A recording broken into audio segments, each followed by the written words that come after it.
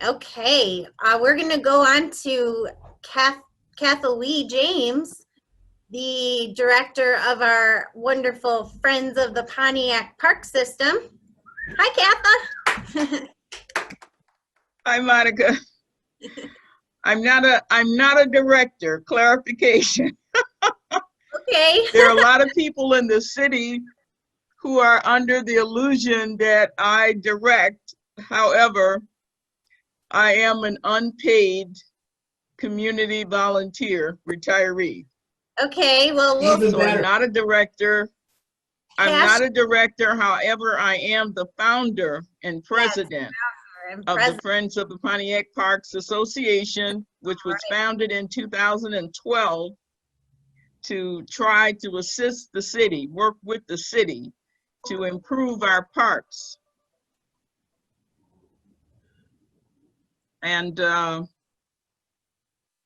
so we have been working with them since 2012. We've made some great strides and progress with the parks in the city of Pontiac that we're very proud of. And we're just, continuing to work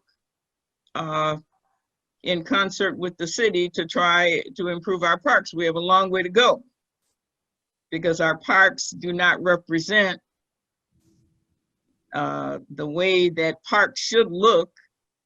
Pontiac is in the middle of one of the wealthiest counties in the country. However, when you visit Pontiac parks and then you go to Auburn Hills, you go to Waterford, you go to Clarkston and other areas bordering Pontiac, you will find a stark difference in the quality of those parks, the amenities of those parks, the care and maintenance of those parks. So we have a long way to go, but we have accomplished a lot. And what I want to talk about today, after talking with Monica, I wasn't sure of what the call was about, but I didn't realize that you kind of have an expanded outlook on, Pontiac and focusing on the city of Pontiac for the Phoenix Center. So I kind of decided to kind of narrow my comments down to 3 areas that I consider strong possibilities for Pontiac, because we're here thinking possibilities. We're not thinking realities, we're thinking possibilities. And so I want to present 3 possibilities that our group is looking at and hopefully, working towards. Before I say it, I want to preface it by saying that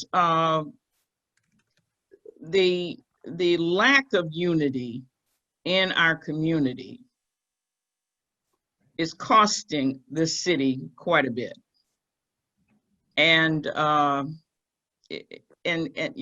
Deming said, the guy that the father of quality, made the statement years and years ago, the real cost of quality is unknown and unknowable. And that's kind of how I feel today about the cost of being disunified, when you can't work together. There's a cost. And that cost, I want to preface it, that cost is unknown and unknowable. So with that preference, there are 3 things that have great possibilities for the parks in the city. Number 1, our 2024 Parks and Rec Master Plan.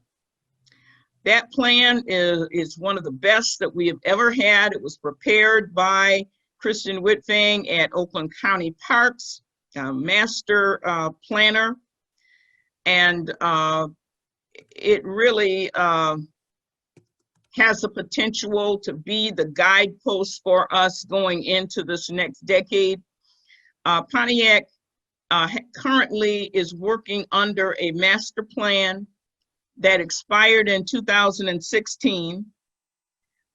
We currently do not have a relation with the state of Michigan Department of Natural Resources, because in order for us to have a working relationship with the DNR, we have to have a current 5-year master plan in place that has been approved by the DNR.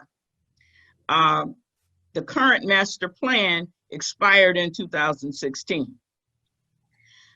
Therefore, we are ineligible to apply for DNR grants.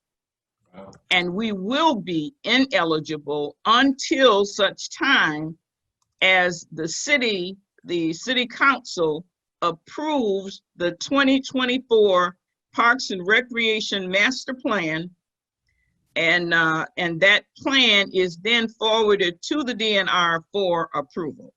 So the possibilities here is that we really need to focus to do whatever we can to encourage our leaders to get that plan approved. I don't know what it is going to take. I'm not going to speak to that or address to that, but what I'm here is to say is we're currently operating under a plan that expired in 2016.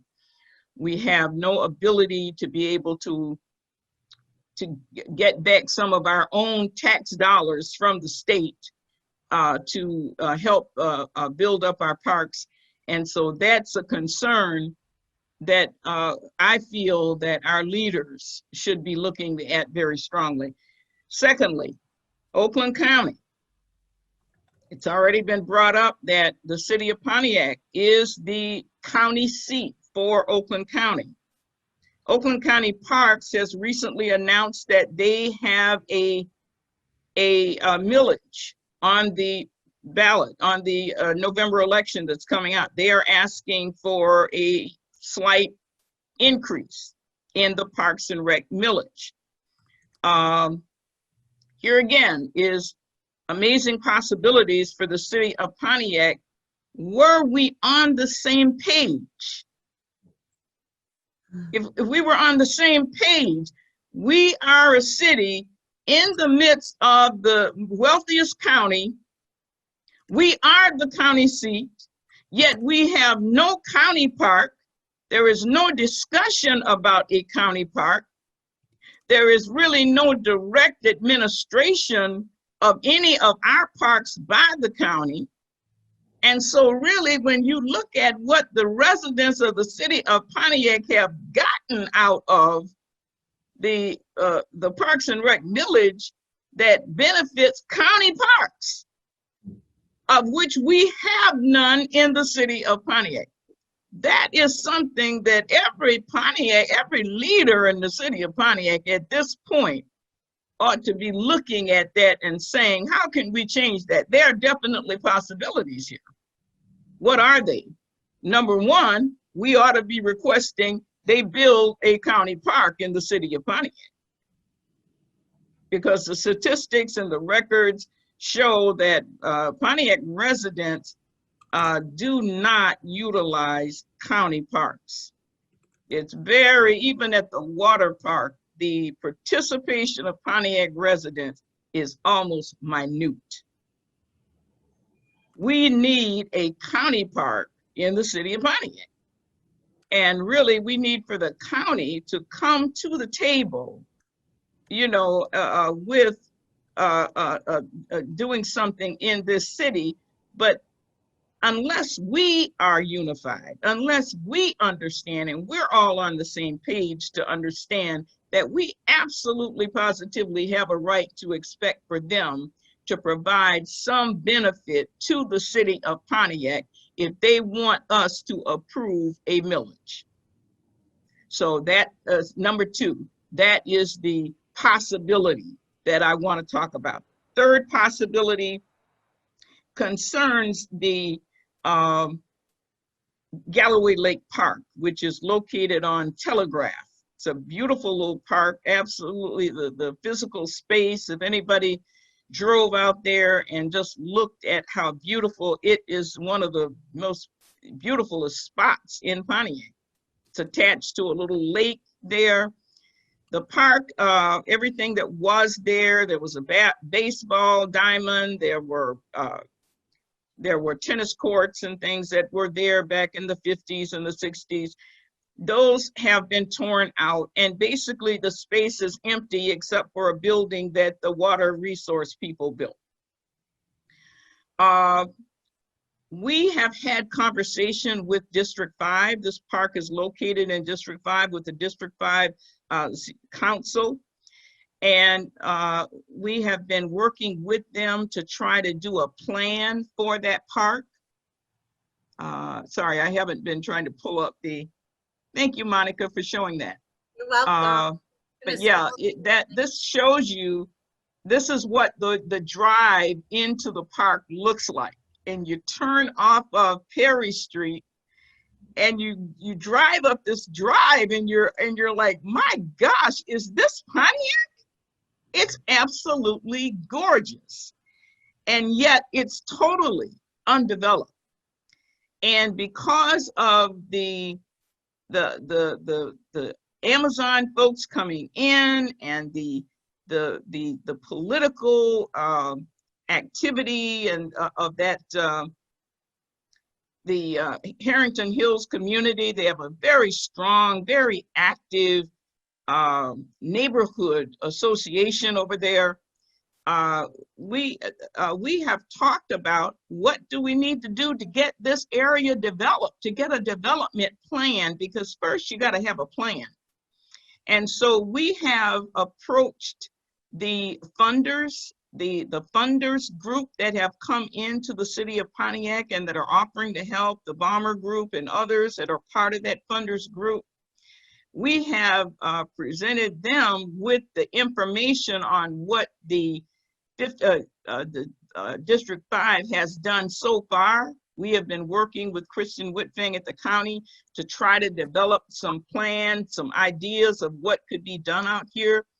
But the next step is we need a formal plan done. And that plan will take from $7,000 to $10,000 just to do the plan. Possibly could be even, because it's a big park, possibly it could even go beyond that.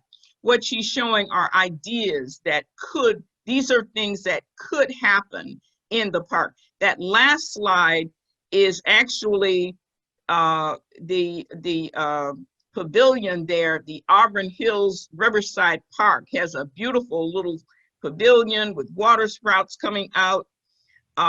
They opened it to be a free space last summer, but when they opened it, there were so many Pontiac families. Can you slide that up just a little bit more, that last slide that says park amenities? Oh, yep. The last slide. This one? No, the last one that was showing just a little bit. I just wanted you to pull it up a little. The next one from that. Okay. Keep going. Yeah, I got it. It's just a lag here. Sorry. Yeah. There it is. So that's Riverside Park in Auburn Hills. And they opened this, I mean, and it's not much. It's a small pavilion. It's an area where people can sit, where you can have maybe a little mini concert. It's got water sprouts coming up. That's it. They opened that to be a free space for their residents. There were so many people coming from Pontiac, you know, bringing their kids, wanting to use it. It was open last summer. They actually had to start charging $1 a piece to use, to be able to play in the water sprouts, you know. Unbelievable. But these are the kinds of amenities that our residents, our children, our families deserve to have right in this city. And it's so doable. It is so doable. But the cost of disunity, see, the cost of disunity, not coming together, not working together. This is why we don't have anything like this right now. So we are working to try to pull together a coalition of residents from Harrington Hills and from District 5 so that we can approach this funders group with the request to fund the plan.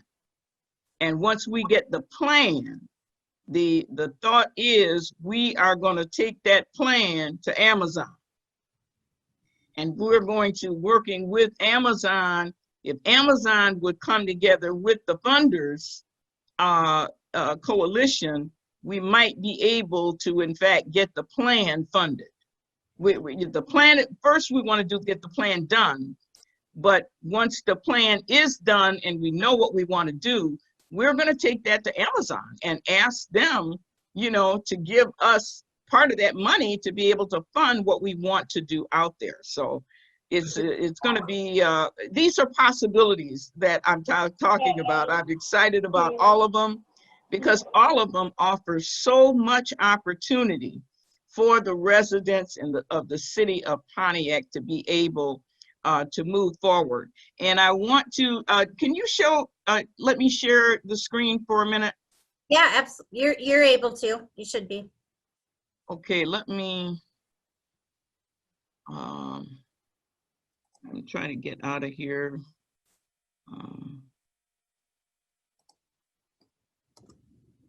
Let's see how.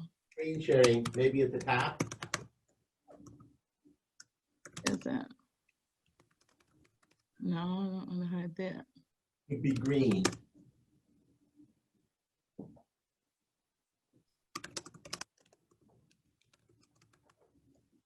You see screen I'm trying to get my screen back. Okay. Or to kind of make the screen smaller so I can get to my computer. at the top. You can. Exit. Okay, I see it. All right. Little green. Yeah, Share I see it. I see it. should be allowed to do that. If not, let me know.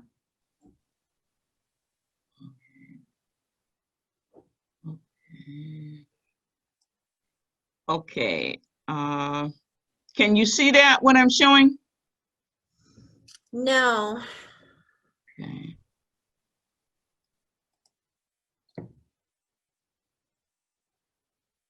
You know, I'm not, Did you click on screen share? oh boy.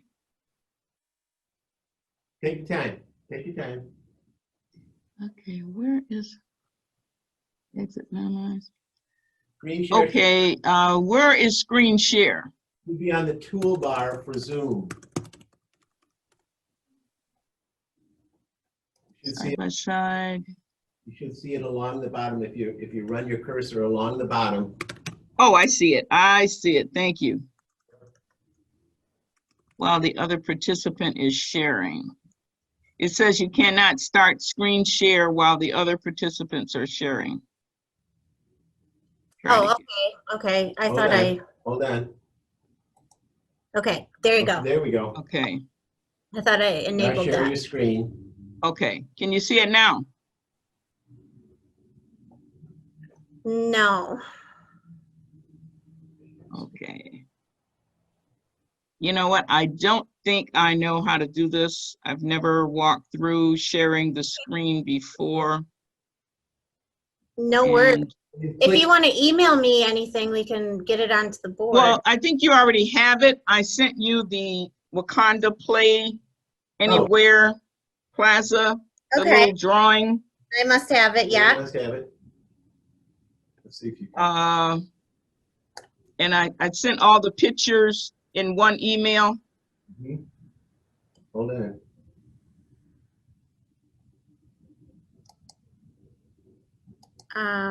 Yeah, I'll just do it through here. So go ahead and I'll get Can it you up see it? through my phone. You don't have to do it. Mhm. It's the concept and what we were trying to do is submit something. Friends of Pontiac Parks was planning on submitting something for the oh my gosh, Kaboom, for the Kaboom Play Anywhere competition. Huh? And I started it, but just decided not to go through with submitting it because of, and again, you know, we're talking about possibility thinking, but I just got to thinking that there are just so many issues going on right now with the Phoenix Center that I just opted to not even try to submit this. So I wouldn't have done anything with it, except that when I talked to Monica, she told me that they had worked with the city to try to submit something. So I wanted to show you this. It is, if you think of the little cone there that says Phoenix Center right there where the bus stop, what I'd like to do, what I think is missing in so many of the plans is that you do have to have a focus, something that will draw people. And I just told you the story of the what happened there. Now this is facts that happened last summer with the Riverside Park, and you saw the picture of how small, you know, that little area was. No big deal, just little water sprouts coming out of the water. They were so overwhelmed with people, they had to start charging. And what I think is missing downtown is you've got to put features there that will draw people, will draw families. And there's nothing like a fountain and a spray coming up out of the ground to draw people. And so that is going to be the focal. It's a Afrocentric artwork fountain area there with sprouts all around and seating all around. And built off from that, you've got tables and chairs, you've got container stores and murals that are painted against the concrete there where the Phoenix Center. You've got murals against painted on that concrete, and container stores kind of in the mix. And along where the fountain would be, we have concession stands, container concession stands where people could get a coffee, could get something to eat and sit, watch the water.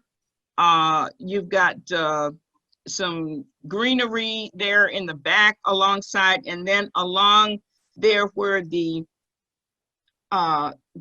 senior house is, where the senior citizens building start, along that side, there would be seating, like concrete seating for like a little stage, and a container stage area with some drums and stuff that, musicians can go out there, kids can enjoy, but just could be used for multiple purposes. So you're creating a space that is going to draw in people, because container stores don't make any sense if you don't have a draw for the people.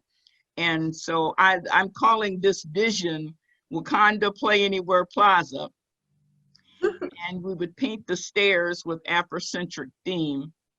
And so the whole space would have like a very strong Afrocentric focus. And I love the idea. I came very close to submitting it, but opted not to because of the cost of disunity, because I just felt like, maybe it's just, not a good time to try to do something like this. So that's the end of my presentation. That's all I've got. So if anyone has a question, I'll try to answer that. Anyone with a question about our park system in Pontiac and the Wakanda Plaza and the role of parks in general with considering public health and the increased demand with in our COVID era? I more so have a comment, if that's all right. Mm-hmm. A couple points that I took away. I think the plaza is fabulous. I think it will be a great opportunity for families to be able to have space again. We know that families have been, their space has been decreased, like being able to go out and actually do things outside of the home and learn and, have hands-on activities is very difficult. And there's a model here in Chattanooga that, you know, kind of put me in that mindset. And, you know, the problem is always, you know, how do we make money from this for a lot of people who are into capitalist type of, you know, you can't call it an invention, but future business is going to depend on how much money people can be made with these public places. So how we keep them open for an extended period of time is the most important thing. So I like the way that is situated, but I know that at the aquarium here in Chattanooga, they've added a part onto the side of the aquarium that allows kids to run and jump and play and splash, but it also doesn't require them to touch anything physical. So that's kind of like COVID friendly, which is a little bit different than having like railing and a lot of things that needs to be cleaned. So we know a lot of parks and things like that, they've been telling people to stay out of public parks because they're you know, host for germs, swings and slides and all the things that we traditionally played with immediately have to change. So here, like I said, in Chattanooga, on the side of the aquarium, if you look it up, like they took the initiative to go ahead, and I mean, it didn't have anything to do with COVID, but it was a way to bring people to the aquarium without having them spend money, to encourage them to spend money in that place. So I think the general idea here is to bring people who could want to participate in paid activities, but giving them something for free is always like a huge plus. In Memphis, at the zoo, they actually made it illegal and they criminalized parents who brought their children there in swimsuits to swim in the pond at the top of the zoo. I remember being a child and, you know, the police would circle around the zoo and would make sure no one was jumping in there. But that is a very militant way of thinking for placemaking, right? To say that kids aren't allowed to get in a pond that seems to be publicly accessible, but to know that, you know, people who are capitalists put the pond there to draw people to bring money, right? The same thing as in Chattanooga, where they're playing with places. They're playing with water play, which is what it sounds a lot similar to, you know, the project that's being done here. But in that way, they almost cut people off from being able to swim, play, participate, which inevitably drew people away from the zoo. So we started to see the zoo's money decline in, you know, 4, 5, 6 years. As a child growing up in Memphis, we watched people stop going to the zoo because nobody wants to feel like they're being criminalized for, you know, letting their kids, you know, play in water. So it's two different perspectives, and Nashville has also taken on the same approach. But of course, we're talking about a public zoo. We're talking about a public aquarium where there are government entities attached to these larger projects. But if you take that back onto a micro scale instead of a macro scale, building relationships, something I learned at the company lab while I was working downtown in the innovation district, building vital relationships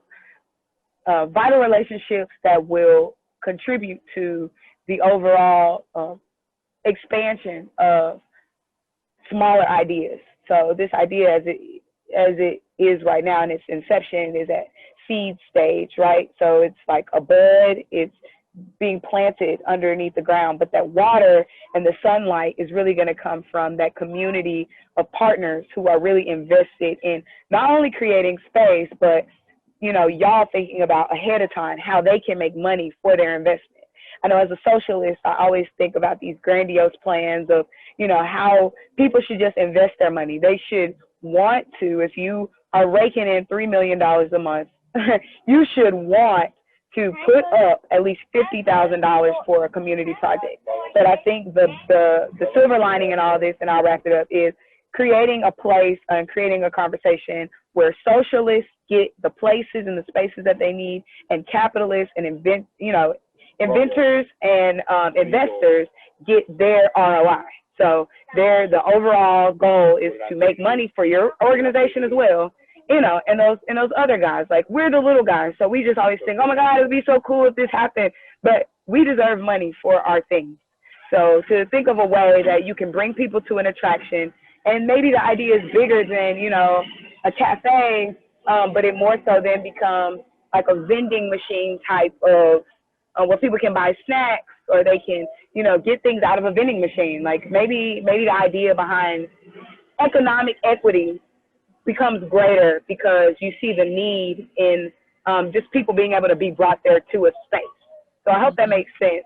I don't know how I can connect those dots more. I'm trying to get it all out, but that is a huge part. We always rely on you, Bree, to do that heavy lifting of connecting those dots, and that was a wonderful summary. And we're gonna go. We've got to shift now to. Thank you so much, Kathalee. You're welcome. Thank you. Thank you for giving me the chance to share. Our parks are so incredibly important, and we're going to shift now to our state representative, Brenda Carter. Hi.